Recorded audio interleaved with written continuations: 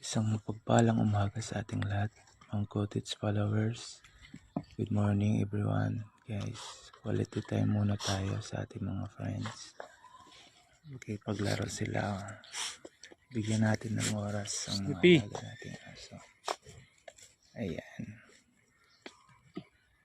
Okay, paglaro sila sa atin, guys.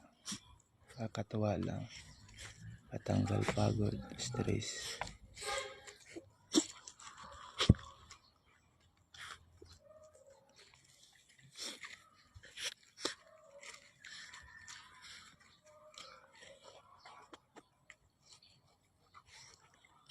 Si Wendy, napakabait yan. Si Snoopy. Yan si Cassie.